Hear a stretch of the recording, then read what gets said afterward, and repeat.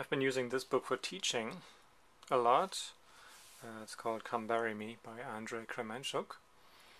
So it's a little beat up, you know, relatively speaking, of course. So let me show you what this book is all about. You open it up, and then you have pictures. Just going to show you these.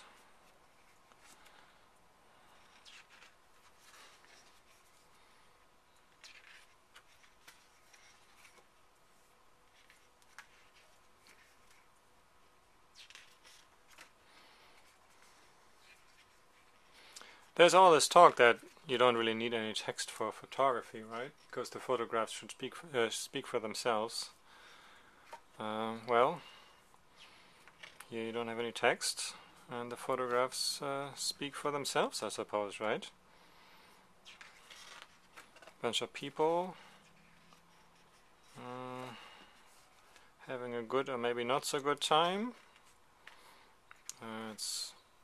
If you see, you know, the text here, it's obviously in Russia somewhere, or in one of those areas where they have Cyrillic alphabets.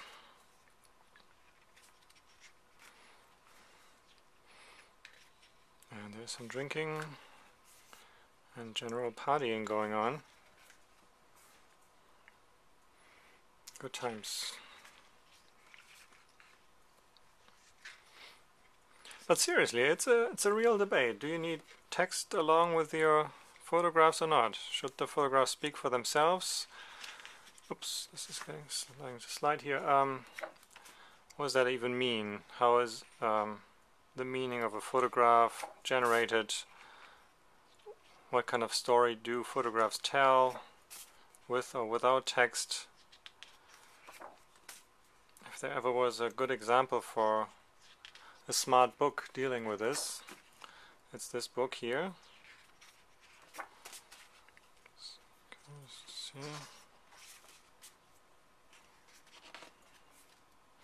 Trying to get through this book a little faster, because I think by now you got the point of the pictures, or you got sort of the idea of what the pictures show you. A bunch of people partying. Somewhere it probably says there, gives a location of a... Okay, so I'm just gonna do the rest of the pictures quick, because there's a bit more to this book than just these pictures. And I want to get to that.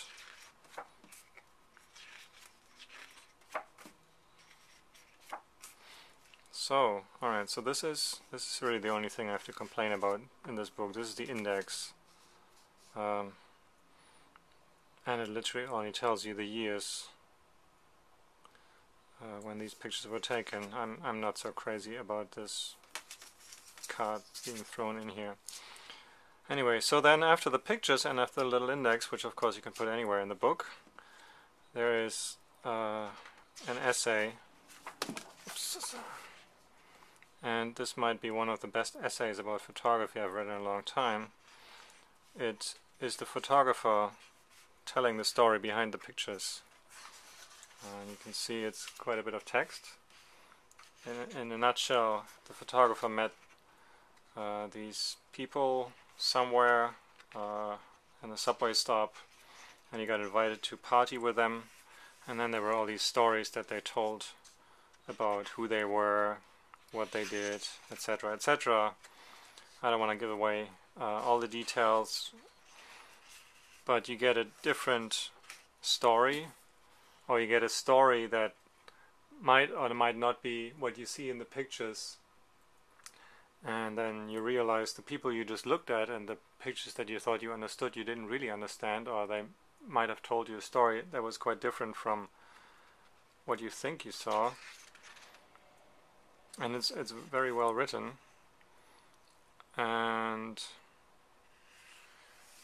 then the photographer, I think, went there 2 times, and then I think the 3rd year when he went back, this is what happened.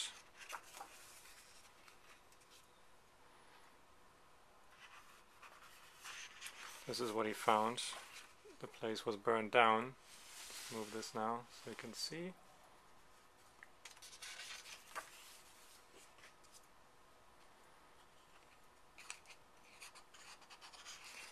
And it's the last picture. Everything is really just gone, including most of the people. I think there's just one person left. And it's like in one of those movies where somebody wakes up and then doesn't know whether it was a dream or not. It's not quite the same story here, of course. These people were very real. But the question is, what's really true? What is the story? How much can we believe? What do the pictures tell us? How can we tell stories with pictures? All these aspects can be discussed very wonderfully using this book, which came out in 2010, Gera Verlag. As I said, the photographer and author is Andrej Krementschouk. And it's really a book that'll make you think. So this is the back. As I said, I use this for teaching, especially when talking about what images mean, what images show, how we can tell stories with pictures. Andrej Krementschouk, come bury me.